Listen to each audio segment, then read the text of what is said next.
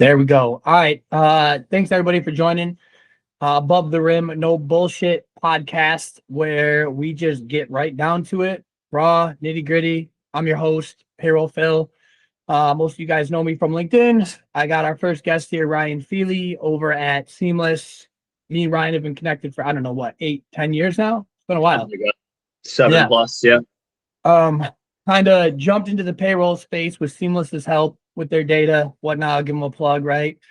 And between my transition between Heartland and my next stop, I called up my guy Ryan and said, "Hey, I want to come work for Seamless for a little bit until I figure out my next stop."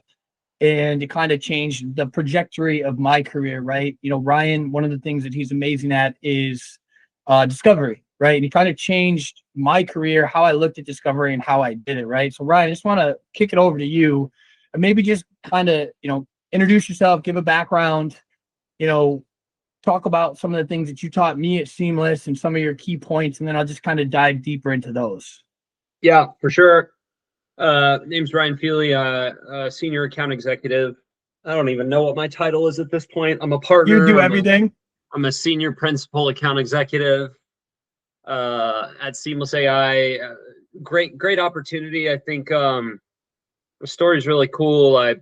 I went to school for sales, which is really weird. The degree on the back wall is a major in a Well, you bachelor of played science. D1. You played D1 football. Let's throw that out there, right? Like that's a Played D1 major football. accomplishment. Yep. Okay. Played football for Florida State back in 2014 and 15, and I was a backup to the most consistent kicker in college football history, in Roberto Aguayo, which meant I basically wasn't going to play, and made a decision to focus on my education because that's where it was going to make me the money, and ended up majoring in sales. So went to school for sales, joined the sales team. I think you see kind of God's footprints all throughout the process of just kind of pointing me from marketing to sales, and then joining the sales team, and then joining Gartner, where I kind of started prospecting and doing cold calls to finding Seamless. And God kind of just put me in the right position at I just told somebody this on LinkedIn, at an extremely ideal time. Fast, scrappy startup, sub 10 employee, 1099, not even a W2 employee, getting paid weekly, meeting with 8 to 10 to 12 people a day, just literally pitching and closing deals, pitching and closing deals, pitching and closing deals. And you learn a lot about everything when you work at a startup. Now let's also let people know you've been the top rep here for, as long as I can remember, one of the top reps, right? And that's a big accomplishment anywhere you go, especially with Seamless and how big they've Sure. become, right? So that consistency is huge. Mm-hmm. But for me, right, like what you did for me in my discovery was huge, and you're from where you started to where you're at is pretty incredible, right? So tell me, right, like how you grew your discovery, right? Because obviously when you first started in sales, when we all first started in sales, right? You're Yeah. at point A and you go to point B, C, D, whatever. Yeah. How did you grow that? How did you get better? Like, what are your keys to success that you learned this stuff? How did you learn it? Where did you get your information from? I think one of it too. One thing was just like, again, I mentioned the Florida State because like I had sales classes and I learned how important. Like I learned the simple stuff of how to write a resume and how to shake a hand and how to get an interview and how to interview. But a lot of that too was like understanding how to ask questions and present yourself in a fashion that's attractive to the people you're around. I want to point out right there, everybody listening, right? Like what Ryan said is he's building the foundation, because I think a lot of salespeople try to think that they can start up here, right? And the things you said, shaking the hands, the resume, like that's building the foundation. Very, very basics. Like, you can know somebody and you can get into the right gig, but if you don't have the basics, and a lot of what we're talking about today in discovery, those are the basics. And I think I think I have a lot of colleagues, I have a lot of friends in sales, guys like me and you. I think there are folks who were built for sales and they know that's what they want to do. And I knew that in college. After an interview my junior year, I knew I wanted to go into sales and I pursued it. And then I think there's people that kind of fall into sales and they major in economics or finance or political science. Not saying that's a bad thing. And then they end up joining the sales team. And I think I understood in college, and it was kind of ingrained in me, the importance of understanding, and natural curiosity is something like me and you talked about a ton when you were working with me. Is like, I know what I sell. And I was explaining this to two founders the other day. You know what you sell, and you think it's the greatest thing on the earth because you sell it. But at the end of the day, like Nobody Right. gives a damn unless they know how much you care and what you can do for them and how do you solve their problems. Sales is in a nutshell is one of the most difficult professions, but it's the easiest profession. All you physically have to do Literally. is figure out and understand what you do and what you sell at a basic minimum level. Understand your buyers and who benefits from what you sell. Understand at a very deep and intimate level the common pain points that you solve and how you solve them. And then very straightforwardly, meet with people who are a good fit, understand their problems, show them a solution that solves their problems, and then help them solve the problems. And when you boil it down, that is sales. Right. Agreed. And the most important part of that, which you cannot do without, is discovery. If you don't understand what a company's at, where their situation's at, what they need, what they're looking for, what they're struggling with, and if you can even help, if they even want to make that change, none of the other stuff matters. And I think too many salespeople just focus on closing and trying to Correct. be a closer, and they negate and don't take advantage That's the of meat and potatoes of sales, the discovery, Correct. right? And I Correct. want to touch on one thing you just said, which is really, really, really important that I think a lot of people forget is you got to have the right person on the call to even have the correct discovery, right? If Yeah. you're trying to do a discovery to somebody that doesn't fit your product need, right? Like that's number one, is knowing your clientele, right? For me, I want to kind of talk to you about too. One thing that you did for me was I feel like a lot of people rush through the discovery, right? Yeah, And the one thing that I've taught my reps and you kind of taught it to me was you can't stop on that first pain point, right? The biggest mistake I see people make during discovery is, in my world, payroll, they're like, oh, it takes too much time. And then they stop and they just point on that pain point, right? And that's not how discovery should be, right? So I kind of want to hear from you, like how long the discovery should be. If you have 100% of time, right? What percentage should be based on discovery, and kind of talk about how you navigate once you feel that first pain point. A lot of sales reps get excited to attack it. Kind of talk about how you get past that and continue finding those pain points. Yeah, and I'm remembering back when you first started too, it used to drive me absolutely bonkers because we would role play and I would tell you one pain point and you'd be like, all right, cool, I'm gonna share my screen. And that's the natural reaction is the natural reaction of certain salespeople is they do a good job of understanding what they do and they do a good job of understanding the pain points they solve, and then they want to sell it so hard. And I think for you, when you came to Seamless, the thing is you had used it and you had seen the success and you were such a believer that as soon as that first pain point came out, it was like, it's okay. Wanted to jump right on it, right? And that was a mistake. And it's 25 minutes of product. And the best thing you can do is, like, for me, there are so many things that my product. Well, I want to throw in one thing real quick, right? When you mentioned product. The one thing that I've learned in sales, I just want to throw this out there, is your product doesn't fucking matter, right? Yes. What matters is the pain points the client have that your product solves, right? Yeah. In my world, too many people want to jump into a product demo without even knowing what the hell they're trying to solve. Correct. Right. Yeah, there's a great book called Gap Selling by Keenan. And one of the chapters is literally, and I'm going to improperly say the title because it's one cuss word, but it's nobody gives a damn about you, or it's nobody gives a shit about you, or nobody gives a damn about your product. And I always used to, I don't know if I told you that when you were under my wing, but you did.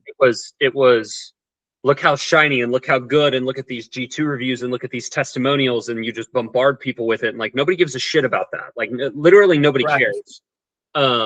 Most of it's paid for. What problem are you going to solve? Right? What problem are you solving? That's what people give a shit about.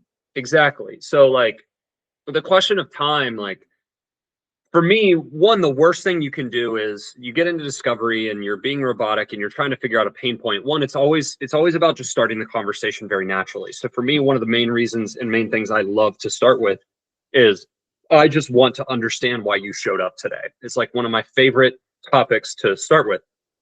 If it's an inbound auto booking, I'm always going to open up the call and I'm just going to say, hey, you requested a demo right from the website. You're probably here for something extremely specific. What brought you to Seamless today? It's very pointed. They're going to tell me exactly why they're here. If it's a free trial sign up, it's very similar. You signed up for the Seamless platform. Why did you sign up for the Seamless platform? What are you looking to do, etc. If it's a cold outbound lead, hey man, Phil, we gave you a cold call. We interrupted your day and you spent 30 minutes out of your day to show up today. What piqued interest to jump on the call? Why did you say yes? Things of that fashion. And that to me is going to tell me so much. I I don't know love how that. many demos I've hopped on. I had one right before this at 1:15 that I hopped on. I said something similar in my opener, and he literally just spoke for 3 minutes and laid out everything, what they want, what they're struggling with, what they're using, what their guidelines are. And it was one question. To your point, You opened it up. They opened up, right? That's what you want. to your point, an entry-level rep probably comes in and goes, great, I have everything I need. We're 3 minutes into the call. I get to spend 27 minutes pitching and closing. For me, it's like, recap, tell me more. Tell me more about that first point you mentioned. The first point you mentioned is you're using this and it's not working. Why is it not working? What is not working about it? Asking a few more questions off of that. Just trying, there's surface level, there's the topsoil, and then there's digging down and understanding and getting to the real root pain. And after 2 or 3 more tell me mores, or hey, it was interesting. So you mentioned it's physically just not working for you guys because of insert reason here. Right. It's not scalable. It's too expensive, whatever it is. I ask another question after that, and it leads to something else they didn't think of. And then I can expand off of that. And you go from these top level questions down into these root causes. There's no time. For me, my framework when I was a coach and I started at Seamless, I called it the big 2. I don't know if you remember the big 2. I do. But the big 2 was, why are you here and what are you using? And it's not, I'm going to go, hey, Phil, why are you here today? I'm going to ask those questions around that to understand why they showed up to the call and why they're motivated to be here. When I can figure that out, usually from that question, I get a lot of information, even if it's what are they using or what's not working, but I get a lot of information. And then We get a lot, even if they're like, oh, hey, my rep told me to jump on this call. I know nothing, right? And that allows you to change how you're going to pitch and sell. Like getting that opener was huge for me. I never asked that question before. And changing that one little line, it's a floodgate, right? It opens up, because what's the number one thing? People love to talk about themselves on these sales calls. When you ask that question, when you teach people to ask that question, they just shut up and listen, right? Because they're going to tell you everything you need to know. Yeah, and it's the framework, right? So I don't have this 15-step framework for discovery. I want to understand what your motivation to be here. And then I want to understand, and again, it's not the question I'm asking. I want to understand what you're doing to solve what I do, or what you're using, or what you're not using. And then it's, again, that is a framework. It's the entry-level topic conversation. Because if I can come in and I can go, okay, so you guys, you have a renewal coming up with X. Why are you debating other tools when you have a renewal coming up? Whatever question I can insert, but I can start digging from what they told me. And that those 2, you're setting up for discovery, right? You're finding out what the issue is and what you can solve. Correct. Those 2 big questions usually lead to a trickle of answers that lead to 3rd, 4th, 5th, 6th, 10th level questions. And for me, like, I don't know. Right there. I want to, sorry, I'm not to interrupt, but I just wanted, one thing you taught me was that not just the first level question, right? Like I'd ask that first level question and kind of move on. And then, it's that second, third, and really diving in and finding the root issue versus just a high level question was huge. Changed a lot for me. I mean, there's surface level pain. The payroll example, like, time is the most overused, oversold thing. And you can't get it back. I'm going to save you so much time. Everybody sells software. Software's job is to save time. So I think it's too surface level. Like what's the time suck? Why is it a time suck? Where could that time go? Like what's the cause? Like diving deeper. Time gets wasted. Like where could that be better spent? What happens if you solve that problem? What do you get with that time? What does that time turn into? Like it's there's surface level stuff, and then I think you would agree with this. There's a lot of bullshitters out there, and there's a lot of people who they know they have a problem. Do they really want to solve it? Like maybe, but like I've had plenty of people who come in and give me the book, but they fill it full of garbage. Well, my reps aren't happy with the tool we're using, and it's too expensive. And I don't want to pay all that money, and the data's not great. And it's like, I've asked the next question and be like, hey, let's talk about the data. What's not great about the data? Well, we see that's key, right? A lot of shit sales reps are just gonna be like, oh, our data is better, and then move on, right? It's one thing you've taught me is to dive into that question, right? Ask those, that figure out the root of why is the data bad. And the one thing I'll say about you is there's not many honest salesmen. We talk about bullshitters here, right? Is when you dig into that, you're gaining trust. And I know I've seen you do it where Yeah. you're like, hey, look, this is not a good fit for us, right? You're better off For where you, you're at. And that in turn, now they're going to go tell everybody about you. Not to interrupt, but like I think that's important to know, like that how you do that. Even like the most important to me is like, what is bad? Like I think about that all the time. Like I meet with people who are just, they have no idea what they're doing. With all due respect, I met Literally. with so many CEOs, partners, they have no idea what they're talking about. And it is your job to educate people. Like when somebody comes in and they go, oh, well, we use insert competitor here and the data's shit. I go, okay, well, let's talk about it. Like, what's wrong with the data? Well, we're seeing a 5% bounce rate. And I'm like, you don't have a data problem. Yeah, it's not a Well, I data don't problem. want any bouncing. Okay, well, that doesn't exist. And That's it's never going to happen ever. yeah, but again, I see so many reps who go, oh, bad data. Like they have a bad data problem. And then they move on. And it's like, what is bad? Like, is it really bad? Is it a problem? Like, you know, the bad sales question is like, oh, scale 1 to 10, how bad is it? But like, you gotta hate those. Even that alone, like, so people will tell you high level pain points all the time. Yeah. Too expensive. What's expensive? I'm paying $3,000 a year.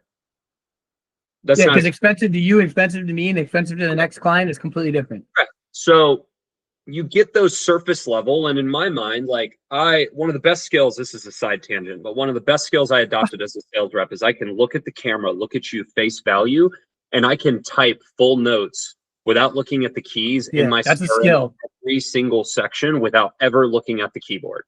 And that's just from years of playing freaking World of Warcraft and other shit, right? Like shout out RuneScape and World of Warcraft. And so I'm typing down these high level pain points, and then I can look up, like, you know, I'm taking notes, bro. I can look over and go, you just hit me with 3 minutes of yapping and said all these things. And that's great. But I go back to the first point. Hey, the first thing you mentioned, like, let's break this down a little bit more. You mentioned the number one reason you guys don't like X is because it's not scalable. Can you tell me more about that? And then I can go through the high level pain points they mentioned. And when I've gone through all of those things, and I call it my stomach is full, I feel like my stomach's full, and I know what problems I have to solve. This has been a 10-minute answer of how long is discovery. Discovery is done. First off, wrong. Discovery is never done. But the first discovery in that call, that discovery, I can move on to a product presentation specifically when I know what pain points I'm going to solve and I know what I'm going to show them to solve those pain points. One of the worst pieces of coaching advice, not one of the worst, but a pretty bad one is, or too broad is, well, don't feature sell. It's one of the most oversold, least understood. No, you don't want to feature sell. Duh. I'm not going to just slam you with features. My job is to show you features that solve your problems. That's key right there, right? You do want to feature sell. You want to feature sell the shit that fixes their issue. Correct. So it's not feature selling. It's feature selling is when I come on the demo with Phil and I go, look at this, and this does this, and problem this does solving is what you're doing. This does this. The right kind of selling is I'm done with discovery. And I have some things I'm going to show you that are going to help you out a lot. And I can take what I learned from discovery. And it's like we said, this was a Moras Aline tip that really changed my career. Is I'm not going to introduce a feature unless I've told you what pain point it solves. So when I go, hey Phil, you know how you mentioned the first thing that you discussed is that your reps are constantly building lists, and it feels like all the contacts are either 2 to 3 years old, or they're retired, or they haven't been in that position for 6 months. The first thing I'm going to show you is how seamless is a real-time search. And when you build that list, it's freshly researching those content. And then I'm going to show them the feature that solves them. This is why notes are important too, right? Like, let's go back to your ability to take notes during discovery, because you're not going to remember this shit when you get to that point. And having those notes in front of you allows you to really focus on what they're saying and be able to go back and be like, all right, these were the 4 pain points that they said. Now I'm going to show them how I'm going to fix those. And I tell people all the time too, like one of the best experiences I had in a live coaching moment was really a huge mistake that turned into a massive coaching moment. My guy, Ahmed Elmo Ghazi, who we called Elmo, who used to work underneath me. Oh, I love Elmo. Good Yeah, dude. Elmo's good dude. We're in the middle of a pipeline review. I have my screen shared. Yeah. We use Salesforce, and in my pipeline view, there's close date, and then there's due date. And he was asking me, hey, how do I just mass update my close dates for a very specific example? Like, hey, I need to push all of these 15 days out, whatever. Okay. And I said, yep, you do this. You select all, click this tab, update the date, and click save. And I did it. And then I didn't update the close rate. I updated the due date. Right. My entire pipeline that had specific next steps today just got updated to a random day a month out. And he went, Ryan, you just updated all of your next steps to the wrong day. And I went, oh, and I hit refresh and I went, oh shit. And it was the coolest example because I said, no problem. I opened up another tab that showed all of my current opportunities that I have in general. Yeah. And through every single one of them, there was about 25. And I updated every single one to the correct due date based on the company's name. No notes, just the company's name. And I said, oh, against the REM payroll. Oh, I spoke to him 2 days ago. He mentioned they needed an immediate solution by Thursday. He had a board meeting on Wednesday. The number one pain point they were trying to solve was this. The price that we quoted was this. I'm supposed to call him today at around 1:15. I think he said he had a meeting at 12 with the boss and he would have an answer for me by 1 o'clock, and I was supposed to call by 1:15. And it was this jaw drop from Elmo of how the fuck hell did did you you do know that? that? By the company's name. And I went, if you do a good enough job of discovery You'll remember. and you're really having a real conversation with a prospect And paying attention, right? Like not zoning out, paying attention to what the fuck they're actually saying. taking notes. And again, it comes back to those two main questions I ask you. And then I remember key points where you said, oh, shoot, okay, you have to make a decision on Thursday. What's going into that? And I remember asking that question after you telling me and you sharing that. And then I start to remember all these things that are coming back from actually listening. It's called active listening. Active listening is one of the most overused words. You got to active listen, but I don't think people really understand what active listening means. It is hearing the words that are coming out of your mouth, not to respond, but to physically just understand. So I understand, not to use it against you, but so I understand what your situation is. And then if I can help and how I can help. And it just reinforced the high level questions, the second and third level questions, how much you learn about a person or listen by just, you made a really interesting point, Phil. Can you tell me a little bit more about that last campaign you ran and what you saw? And you're sitting there and you're curious. It's called natural curiosity. And we hear these things and we listen and we learn, which goes so much further than just jotting down notes.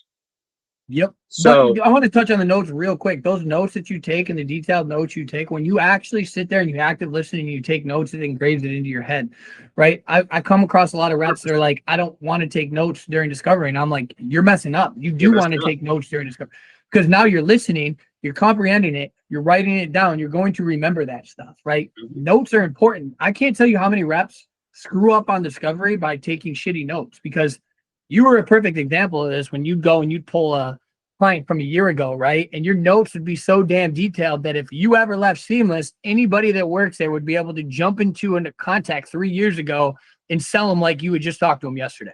Yeah. So it's super important to be taking those notes and taking accurate notes and correct notes. You should be able, I think this is asking a lot, but I also think, and this sounds really shitty, but I try to hold a different standard for sales. And I try and hold myself to a different standard. I think there's a championship mindset. I think you would agree with this, which is I had an interview 2 months ago, and it ended up not being a good fit for me because I just wasn't ready to make the jump from Seamless. But I told this guy, I was like, what's the reality that I'm the #1 rep after a year at your company? And he was like, what do you mean? And I was like, I'm not going anywhere where I can't be the #1 rep within a year. He's like, really? I was like, no, because with all due respect, the way certain companies are, like it's seamless. If a rep started tomorrow, there's a 0% chance, unless they sold $1 million deal, that they would be the number one rep that year. It's just the framework, the training, the implementation, the book of bit. Like, you're going up against this guy who has a 7-year book of business. It's extremely you're not doing it. That and net new. So, and the reality was, and again, this is a side tangent, but to come in and be the best and have that champion's mindset. And part of that for me at Seamless and my day-to-day is I pitch and close. You did this job. I meet with 6 to 8 people a day. I do 20 pipeline tasks a day. I used to challenge my reps, and this is how I would know if a rep was good at discovery or if they were not doing a good enough job. I would tell them to open their pipeline, and I would do the same example that happened from Elmo, and I would say, tell me what the next steps are on abc.com. What do you mean? Tell me what the next steps are on abc.com. It's due today.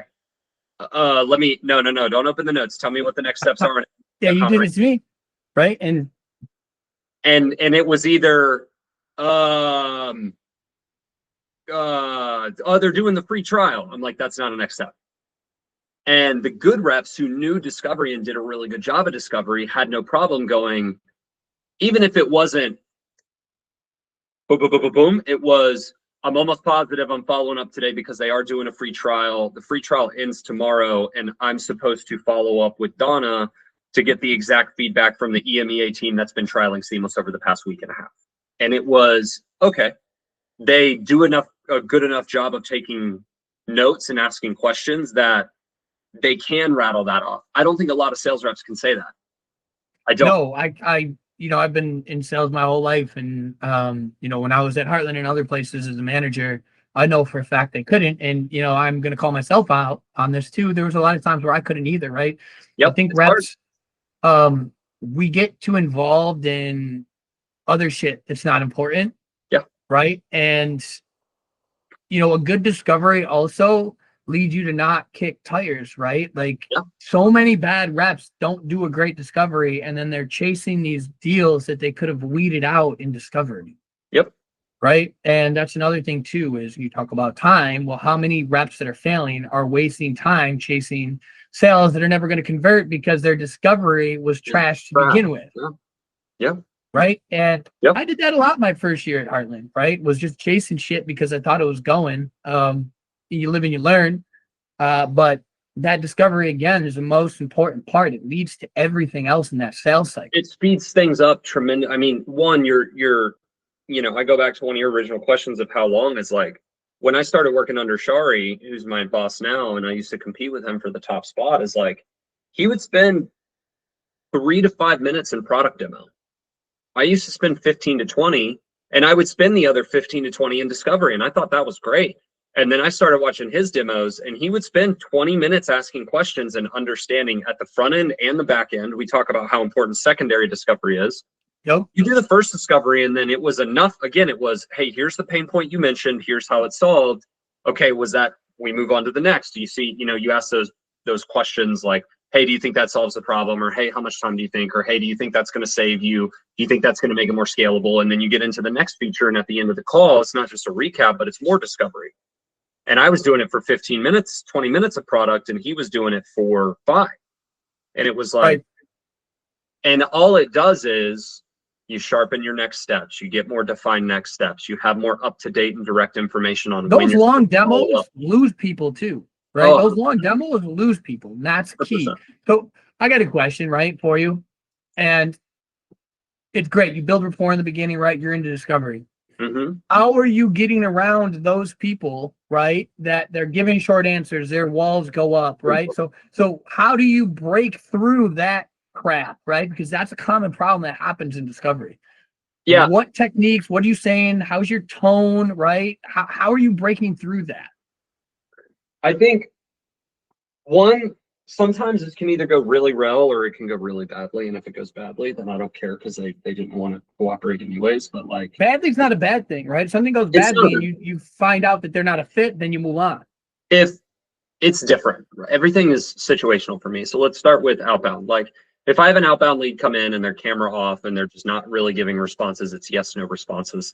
I'm going to get to a point where I very directly go, Phil, I'm going to be completely honest. I know we cold called you, but it seems like this is completely irrelevant to you. It's not something you want to be engaged in. Is it even worth continuing the conversation? Because I don't want to waste your time I love that. or my own. And if I'm not feeling that brave, I'll try and be nicer, because that's a very brave, that's easy for me to say on It this is. call because, you know, we're just chatting and shooting the shit. If I don't feel like Correct, being yeah. brave, I might just say, I go back to the first reason, like, Phil, look, you mentioned that you wanted to be on this call because they did a great job of the cold call, but they mentioned a few things that were interesting and could potentially help. All I'm trying to do is understand those things so I can figure out if it's worth me showing you anything. If there is literally nothing I can help with, in the call, I'll put you on a DNC list. You'll never hear from our company again. But you had mentioned there were some things we could help with. All I'm trying to do is understand those. If you could help me out with that, I promise I'll make the best use of your time. I do something very similar for people who tell me or are giving me, what was I going to say? People who are giving me short answers, but they've told me from the jump that they're evaluating softwares or things of that fashion. I'm going to be very direct. I'm going to be like, Bill, you literally told me you guys have to find a prospecting platform and you need. I'm just trying to figure out what to show you if I can. And I love to say, if I can even help you. It's not so I can show you what you need. It's, I'm just trying to figure out if I can be a resource and help you out. And that's key how you word that, right? And real quick, you know, you got to love, because I used to get this at Seamless too. And it's why'd you take this call? Man, your SDR was really good. He wouldn't take no for an answer. Yeah. And and you know, and you can turn those into sales. That's another though, conversation. Right? You can turn that into something, but the only other category is like the people who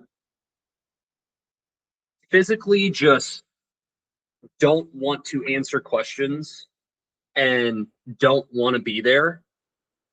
I don't want to be there because it's a waste of my time. I don't want to deal with that shit. Goodbye. And I'll be respectful about it. And sometimes it's the whole reverse psychology thing, but I have no problem. Or I think what I meant to say is, if somebody, I sell to salespeople. If somebody comes at me and they're like, I know what you're doing. You're trying to ask discovery questions. I go, yeah. Yeah, it's sales, buddy. Yeah. Don't you do the And same thing? Well, why are you asking me all these questions? Ryan, I don't want to answer these questions. I just want you to show me the product. It's like a very common objection. I take this, I forget the guy, Brian Lamana at Gong. I took this from LinkedIn. It's just, I take that and I just go, hey, look, I completely understand it. All I'm trying to do is figure out if I can help and what I can help with. So I don't waste your time showing you a bunch of features that are going to put you to sleep and bore you to death. Yep. If you can help me out there, I'm going to show you 2 or 3 very specific things. If they help, if they're of interest, we'll continue the conversation. And if they're not, you'll never hear from us again. And that every single time will lighten somebody up and go, okay, that's fair. I understand.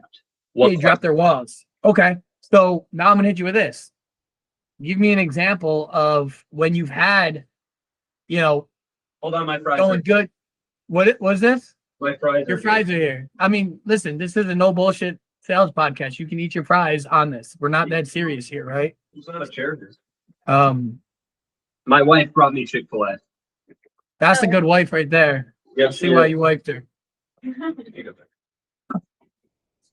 So my next question is, while you're getting your fries ready, ask the question.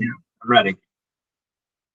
I want an example of how discovery completely changed the direction of the deal, the call, right? The call's going one way and you completely flip that shit on its side by your discovery changed it 180, right? Either they weren't interested, right? And during your discovery, you find something. How did that work out? How did you do it? How did you keep going? Because a lot of salespeople, they hear no once and they're like, I'm done. No once doesn't mean no. It means they don't have enough information. So give me an example of how you turned that like kind of wall up into a sale. More times than not, and this goes back to the thing we just last talked about, more times than not is you can meet somebody who's either got friction, that whole zone of resistance up, like they don't want to answer the questions, they understand what's going on, they're not trying to share too much information. And more times than not, that's where one of the first things I mentioned is important as a sales rep is being able to just say, I know what my product does. I know what the problem solves. I know my competitors and I know their common pain points. And when you understand, I can't stress how important that is, because if you're being difficult or you're not interested or you're giving me one word answers or you're just like, yeah, none of this is relevant to me. Let's say I meet somebody and they go, yeah, Ryan, I'm going to be honest. I've been using ZoomInfo for 8 years and I'm like the biggest champion of ZoomInfo. So good luck.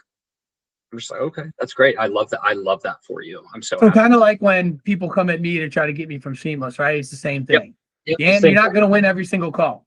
And you're not going to win every single call. But when I have that, or somebody goes, well, I'll just use ZoomInfo again because we compete with ZoomInfo, common competitor. And they go, well, we use ZoomInfo and, you know, overall, we're pretty happy with it. And they're kind of going down the route of like, maybe we cold called them and they have a solution and they're happy with it. I think there are certain people who will go, oh, so it's the perfect solution. And I'm like, that just makes me want to gag. Like, I hate that There's question. no such thing, right? I understand what people are getting at when they do that, but I think that can go very wrong. I think the better thing is to go, hey, Phil, it seems, so you're telling me the quality of the data is great. It's not overly expensive. You know, your SMB data coverage is great. Your reps love the workflow, all these things, or, you know, insert here. And then what I'll do is I'll go, let me ask you this. The most common pain point that I hear from ZoomInfo users is, have you ever heard that from your team? And more times than not, that turns into, well, now that you mentioned it, yes. And then it's, okay, now we're diving deeper into that. And then that completely opens up the conversation. So it takes them from like a, everything's great. And sometimes too, I meet with the CRO because the CRO is a good title and the CRO has no idea what's going on. They have no idea what the team is using. They have no idea how the team's overall experience is. And so they're like, no, as far as I understand, we're growing and things are going great. And that's where I'll pull that out and I'll go, have you ever heard this? And then they might go, you know what? I actually have heard that complaint pretty often. I'll go, well, let's talk more about it. Tell me more. What are you hearing? And then it just, those, when you get those, it goes from everything's great to, oh, now we got legs. Yeah. You know what I'm saying? Yeah. Okay. What's the biggest mistake you see reps making during discovery? We might have already touched on this, but I just kind of want to, like, as we wrap up, like, kind of get some bullet points that people can use, walk away with today. I think the biggest mistake is the question that you ask. They either skip discovery. Yep. Or they ask 2 to 3 questions and then go into product. Or I'm going to give you 4. They skip. I like it. Is 1. 2 is they ask 2 or 3 questions and then they, as soon as, you know, they just go, great. Okay. 3, they hear a pain point and they immediately move on without diving into it, whether it's the next question and the next pain point, or they just skip to product demo because they think they have enough.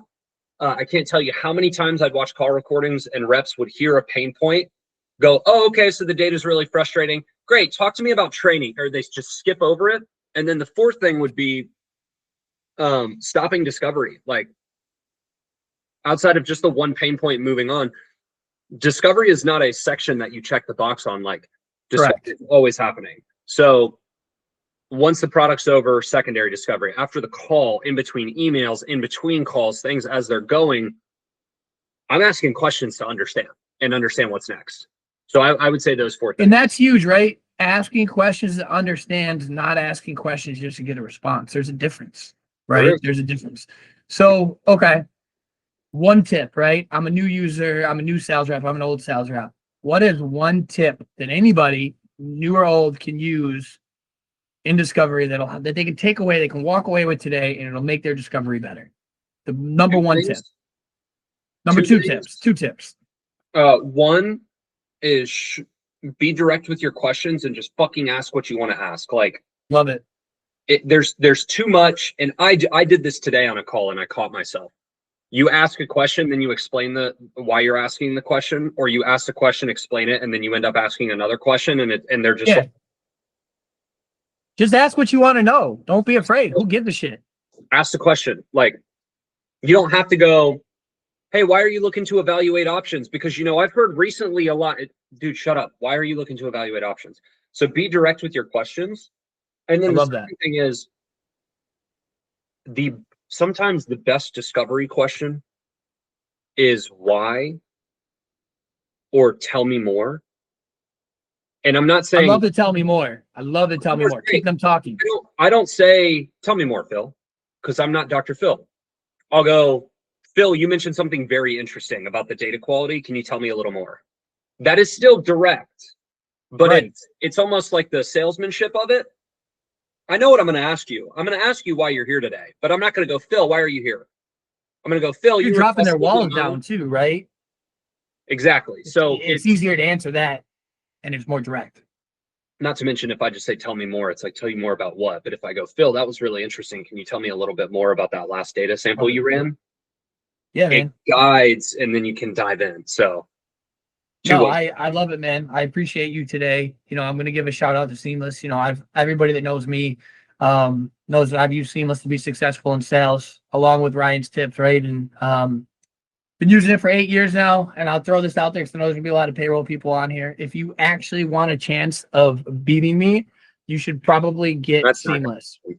Yeah, it's not going to happen, but we got to give them hope, right? I You mean, got you to give got them hope. some hope, but it's not going to happen. You're It was like when I came in and thought that I was going to beat you in Seamless sales, right? And I was gung ho. That was, I sat on that one. I was like, all right, Phil, that sounds good.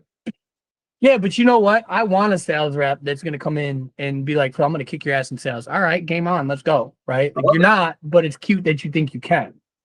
Right? I love And it. you get I love that, your you get that enthusiasm. fire going. Yeah, I love man. it. So, listen, you know, thanks for joining me today. If anybody wants any questions about Seamless, reach out to me. If you want anything, reach out to Ryan. Ask him for the Phil deal. I don't even know what that is, but just mention that, you know, The Phil you saw deal. him on this podcast and ask for the Phil deal. But yeah, man, thanks for joining us. Any last words before we cut this recording off? Nah, Phil's great at what he does. Listen to what he puts up, and follow me on LinkedIn. I love to post a lot on LinkedIn and have some fun with it. So We'll you know throw where to your find me. LinkedIn. When I post this, I'll throw Ryan's LinkedIn on this. Give him a follow. He actually posts really good shit. Beautiful. So great, man. Thanks again. We'll talk soon. Appreciate you. And stop recording.